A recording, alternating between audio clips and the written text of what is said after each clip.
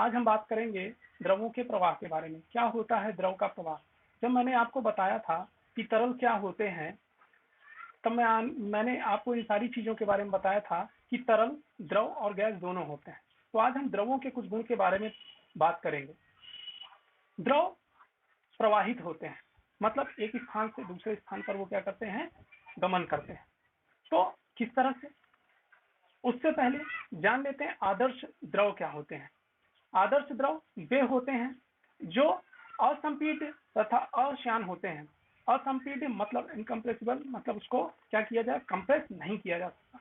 और अश्यान मतलब अश्यान, इसका मतलब है अगर द्रव की ये दो परतें हैं तो इन दोनों परतों के बीच में कोई भी बल नहीं लगेगा अगर ये दो परतें सापेक्ष गति करती हैं तब। तो ये होता है अश्यान। तो अगर किसी द्रव के अंदर ये गुण पाया जाता है तो वो आदर्श द्रव होता है। किंतु कोई भी ऐसा द्रव पॉसिबल नहीं है जो ये सारे गुण रखता हो, मतलब कोई भी आइडियल फ्लूइड नहीं होता है। अब डिस्कस करते हैं श्यानता के बारे में। सबसे पहले जान लेते हैं श्यानता क्या है। श्यानता श्यानता जो होती है, पहले तो क्या है, ये मान लीजिए कोई जो द्रव है वो एक जगह से दूसरी जगह फ्लो कर रहा है। जब वो फ्लो कर रहा होता है तो हम अगर द्रव को कई परतों के बीच में मान के चलें कि ये कई परतें हैं द्रव की, तो अगर उसकी दो क्रमागत परतें ली जाएं, मतलब एक के ऊपर एक, और इन दोनों परतों की जो वेलोसिटी हो वो क्या हो, भिन्न भिन्न हो, डिफरेंट हो। दोनों की वेलोसिटी क्या हो, डिफरेंट हो। और जब उन दोनों की वेलोसिटी डिफरेंट होगी तो क्या है, वो परतें एक दूसरे पर क्या लगाएंगी, बल लगाएंगी, घर्षण बल। जो क्या करेगा, वो घर्षण बल लगाएंगी जो उनकी गति का विरोध करेगा। ये बल श्यान बल कहलाता है। और ये जो गुण होता है, ये जो प्रॉपर्टी होती है जिसके कारण ये परतें एक दूसरे पर सापेक्ष गति का विरोध करती हैं और एक दूसरे पर बल लगाती हैं, ये बल क्या कहलाता है, श्यान बल। और ये गुण कहलाता है श्यानता। ठीक है, तो श्यानता आपको समझ में आ गया होगा कि श्यानता वह गुण है जिसके कारण किसी प्रवाहित भिन्न भिन्न गति से प्रवाहित होने वाली द्रव की परतें, क्रमागत परतें एक दूसरे पर घर्षण बल लगाती हैं, अर्थात श्यान बल लगाती हैं। यही गुण क्या कहलाता है, श्यानता कहलाता है। आई होप आपको ये सब समझ में आ गया होगा। अब द्रवों का जो प्रवाह होता है, द्रवों का प्रवाह दो तरीके का होता है। दो तरीके का द्रवों का प्रवाह होता है। पहला, द्रवों का धारा रेखी प्रवाह, मतलब stream line flow of liquid. दूसरा, द्रवों का विक्षुब्ध प्रवाह। दूसरा क्या होता है, द्रवों का विक्षुब्ध प्रवाह, यानी टर्बुलेंट फ्लो ऑफ लिक्विड। अब ये धारा रेखी प्रवाह और विक्षुब्ध प्रवाह क्या है, तो क्या है द्रवों का धारा रेखी प्रवाह। अब जानते हैं धारा रेखी प्रवाह के बारे में। धारा रेखी प्रवाह, कभी कभी आपने देखा होगा कि जो द्रव बहता है, जब वो द्रव बहता है तो होता क्या है कि वो द्रव इस तरह से बहता है कि अगर पीछे ऐसे चला तो पीछे जो भी द्रव होगा वो भी इसी तरह चलेगा। मतलब क्या है, अगर हम इसको समझें तो जब द्रव कुछ इस तरह से बहता है तो एक के पीछे एक अगर हम इस तरह से प्रवाहित कर रहे हैं, द्रव के अगर ये पार्टिकल मान लेते हैं, हम ये मान लेते हैं ये द्रव के पार्टिकल हैं, तो द्रव के पार्टिकल जब एक दूसरे के पथ का अनुगमन करते हैं, मतलब एक दूसरे के पीछे पीछे चलते हैं, और अगर किसी इस पॉइंट पर आया, इस पॉइंट पर कोई भी पार्टिकल इस पॉइंट पर आएगा तो इसकी स्पीड और उसकी डायरेक्शन सबकी क्या होगी, सेम होगी। मतलब अलग अलग पॉइंट पर उनकी जो स्पीड है और डायरेक्शन अलग अलग हो सकती है, लेकिन किसी एक पॉइंट पर हर एक पार्टिकल की स्पीड और डायरेक्शन क्या होगी, सेम होगी। मतलब धारा रेखी प्रवाह वो प्रवाह होता है जिसमें द्रव का हर एक कण अपने आगे वाले कण की गति का जो अनुगमन करता है, उसका क्या करता है, अनुगमन करता है। मतलब उसी का पीछे पीछे चलता है, उसी स्पीड से, उसी डायरेक्शन में। जिस डायरेक्शन में आगे वाला जाएगा जिस स्पीड से, वही। मतलब अगर आगे इस जगह पर इसकी स्पीड 15 मीटर पर सेकंड है और इस डायरेक्शन में है, तो जब यहाँ पर मान लो 14 है तो यहाँ पर 16 है, तो यहाँ पर जो इसकी स्पीड और डायरेक्शन है, जब ये पार्टिकल यहाँ पर पहुंचेगा तो इसकी भी स्पीड कितनी हो जाएगी, 15 मीटर पर सेकंड और डायरेक्शन। और अगर ये यहाँ पर मान लीजिए आपका क्या है, 17 है, तो ये जब यहाँ पर पहुंचेगा तो इसकी स्पीड भी क्या हो जाएगी, 16 हो जाएगी, और डायरेक्शन जो इसका था वही होगा।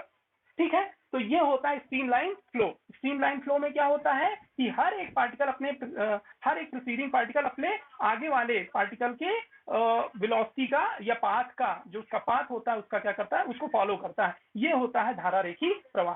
अब विक्षुब्ध प्रवाह क्या है? टर्बुलेंट फ्लो या विक्षुब्ध प्रवाह। तो विक्षुब्ध प्रवाह या टर्बुलेंट फ्लो होता है जब प्रवाह इस तरह से हो कि जितने भी पार्टिकल हैं वो उनकी स्पीड और उनका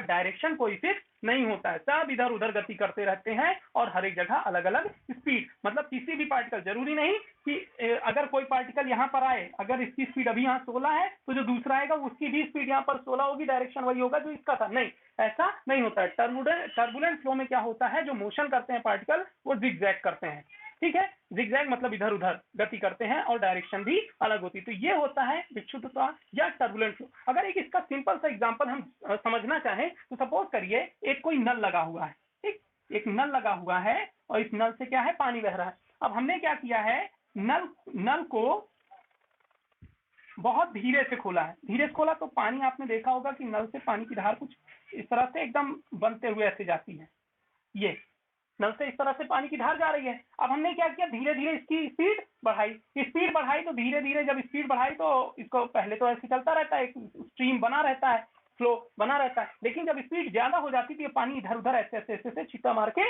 गिरने लगता है। तो जब धार बन रही थी तो वो था धारा रेखी प्रवाह, और जब वो पानी इधर उधर छिटकने लगा तो वो क्या हो गया, वो हो गया विक्षुब्ध प्रवाह।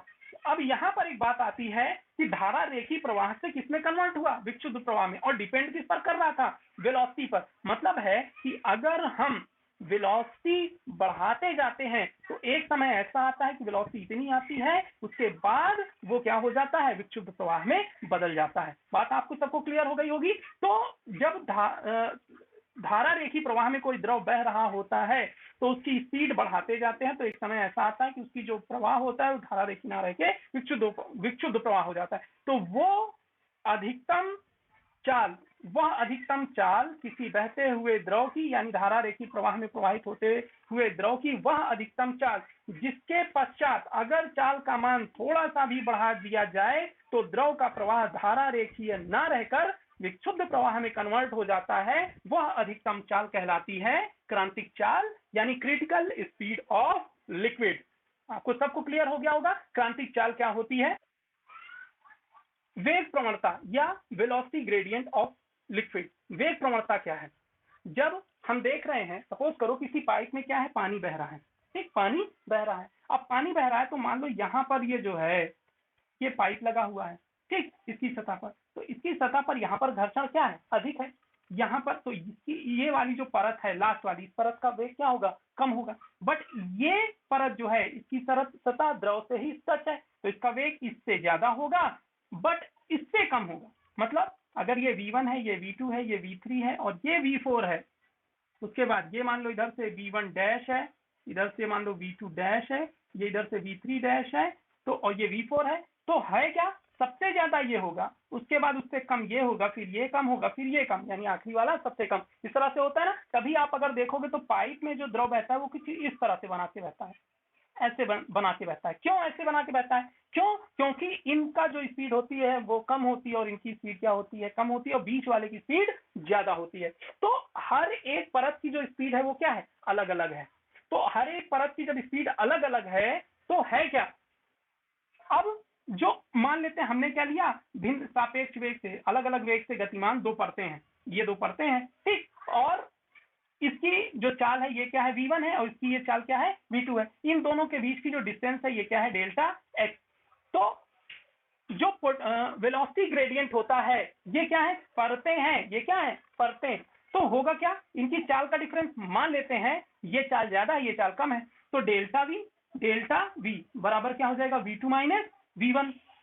और कितनी दूरी के बीच में, डेल्टा एक्स। तो ये जो डेल्टा एक्स बटे में डेल्टा वी होगा, क्या चीज, डेल्टा एक्स बटे में डेल्टा वी, यही क्या कहलाता है, वेग प्रवणता। यही क्या कहलाता है, वेग प्रवणता।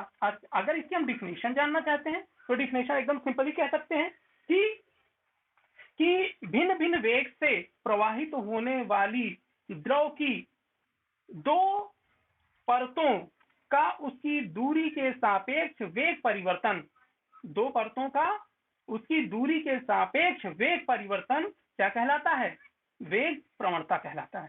आई होप आपको क्लियर हो गया होगा कि दो अलग अलग वेग से प्रवाहित हो रही परतों का दूरी के सापेक्ष यानी उनकी लंबवत दूरी के सापेक्ष उनके वेग में परिवर्तन क्या कहलाता है? विभव प्रवणता कहलाता है। श्यान बल, जैसा कि अभी मैंने आपको बताया, श्यान बल दो भिन्न भिन्न वेगों से गतिमान क्रमागत परतों के बीच में लगने वाला वह बल होता है जो उन दोनों परतों की सापेक्ष गति का विरोध करता है। वो क्या होता है? श्यान बल होता है। श्यानता गुणांक की बात करते हैं तो ये एक फॉर्मूले से निकलता है। पहले मैं फॉर्मूला बताता हूं, उसके बाद बताता हूं कि श्यानता गुणांक की डिफिनेशन होती क्या है। एक्चुअली होता ये है कि जो श्यान बल होता है, श्यान बल मान लेते हैं श्यान बल F है और ये दो परतें हैं, द्रव की ये दो परतें हैं, ये दो द्रव की परतें हैं। इसका जो वेग है ये आपका मान लीजिए ये V2 है और इसका ये जो वेग है ये V1 है और V1 V2 और V1 ये क्या है? डिफरेंट है।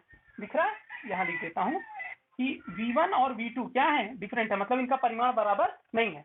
और इनके बीच की जो दूरी है, इनके बीच की जो दूरी है, लांबिक दूरी है या न्यूनतम दूरी है, ये क्या है? डेल्टा x है। और इनका जो क्षेत्रफल है, प्रत्येक का जो संपर्क क्षेत्रफल है, संपर्क मतलब ये जो टच हो रहा है इनका, उसका जो क्षेत्रफल है वो क्या है? a है। तो ये जो लगने वाला बल होता है, ये जो लगने वाला बल होता है, ये क्या करता है? Potential gradient delta V upon delta x इसके अनुक्रमानुपाती होता है और इनके संपर्क तल के क्षेत्रफल के अनुक्रमानुपाती होता है। किसके अनुक्रमानुपाती होता है? संपर्क तल के क्षेत्रफल के। अगर इन दोनों को साथ में रखें तो F is directly proportional to A delta V over delta x। I hope ये आपको दिख रहा होगा, क्लियर हो गया होगा कि जो F होता है, F का मतलब श्यान बल, ये डायरेक्टली प्रोपोर्शनल होता है A into delta V over delta x। और अगर हम इसका प्रोपोर्शनलिटी हटा देते हैं, तो हमें क्या मिलेगा? तब हमें मिलेगा F is equal to eta A delta V over delta x। ये एक फॉर्मूला हमें मिला, F is equal to eta A delta V over delta x। तो जहां ये ईटा क्या है? ईटा एक समानुपातिक नियतांक है जिसे हम उस द्रव का श्यानता गुणांक कहते हैं, उस द्रव का श्यानता गुणांक कहते हैं। और यहाँ पर एक साइन लगता है प्लस माइनस का। किसका साइन लगता है? प्लस माइनस का। प्लस माइनस का साइन ये दिखाता है कि ये परत इस पर बल F ही लगाएगी और ये परत इस पर बल F ही लगाएगी, लेकिन इन दोनों परतों द्वारा लगाए गए बल की दिशा क्या होगी? विपरीत होगी। इन दोनों परतों द्वारा लगाए गए बल की दिशा क्या होगी? विपरीत। मतलब अगर ऊपर वाली परत इधर की ओर फोर्स लगा रही है तो नीचे वाली परत उधर की ओर फोर्स लगाएगी। ये इस प्लस माइनस साइन का मतलब होता है। क्लियर हो गया है ये सब?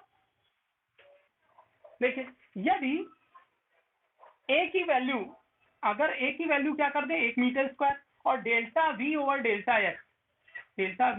x का भी मान क्या रख दें? क्या रख दें? 1। तो अगर इसका दोनों का मान 1 हो गया तो ये तो पूरा का पूरा 1 हो गया ना, यानी खत्म, ये तो खत्म हो गया। बचा क्या? बचा ये कि F इज इक्वल टू ईटा। मतलब यदि क्षेत्रफल 1 और ये 1 हो जाए तो F इज इक्वल टू ईटा। तो यहीं से परिभाषा बनती है कि जो श्यानता गुणांक होता है वो श्यान बल के उस मान के बराबर होता है जो एकांक विभव प्रवणता तथा एकांक संपर्क तल क्षेत्रफल वाली प्लेटों द्रव की सतहों के मध्य लगता है। मतलब एकांक संपर्क तल क्षेत्रफल तथा एकांक विभव प्रवणता वाली द्रव की क्रमागत परतों के मध्य लगने वाला श्यान बल क्या कहलाता है? श्यानता गुणांक कहलाता है। ये परिभाषा थी श्यानता गुणांक की। सबको क्लियर हो गया? ठीक है। तो श्यानता गुणांक बराबर क्या होता है? F upon A delta V over delta x। F का मात्रा किलोग्राम मीटर प्रति सेकंड स्क्वायर और A का मीटर स्क्वायर, डेल्टा V का मीटर प्रति सेकंड और मीटर। जब हम इसको सॉल्व करते हैं तो एट लास्ट हमें ईटा का जो मात्रक मिलता है वो क्या मिलता है? किलोग्राम प्रति मीटर सेकंड। अगर इसकी विमा लिखनी हो तो किलोग्राम की जो विमा होती है वो m होती है, मीटर बटे में है, सेकंड बटे में है, अपॉन में है ये, तो मीटर का L -1 और ये हो गया T -1। और जो श्यानता गुणांक का मात्रक होता है, जो श्यानता गुणांक का मात्रक होता है वो क्या होता है? पॉइज होगा। इसका एक मात्रक पॉइज भी होता है। बेटा T -2 नहीं होगा, वो T -1 ही होगा। ये जो T -2 है वो यहां से कैंसिल हो गया 1 सेकंड से सेकंड, इसलिए T -2 नहीं होगा। ठीक है, वहां पर T -1 ही होगा, T -2 नहीं होगा। उसको आप क्लियर कर लीजिएगा। तो ठीक है, आज की क्लास यहीं पर ओवर करते हैं। नेक्स्ट क्लास में हम इसके आगे और पढ़ेंगे, द्रव की अविरतता का सिद्धांत, बर्नौली का प्रमेय, और भी कुछ चीजें हैं, स्टोक्स का नियम, इन सारी चीजों के बारे में डिस्कस करेंगे। टॉरिसेली का प्रमेय, वो भी नेक्स्ट क्लास में। तो परसों नेक्स्ट क्लास है, उसको आप ध्यान रखिएगा, और मैक्सिमम जितना हो सके उतने बच्चे आप उस क्लास में आइएगा। और अगर नहीं होता है तो आप यूट्यूब में जो भी मेरे पीछे के वीडियो हैं और आगे जो भी मैं पढ़ाऊंगा वो सारे वीडियो उसमें रहेंगे। अगर बीच में आपकी क्लास मिस हो जाती तो आप उस वीडियो में देख सकते हैं। ठीक है, तो आज की क्लास यहीं तक।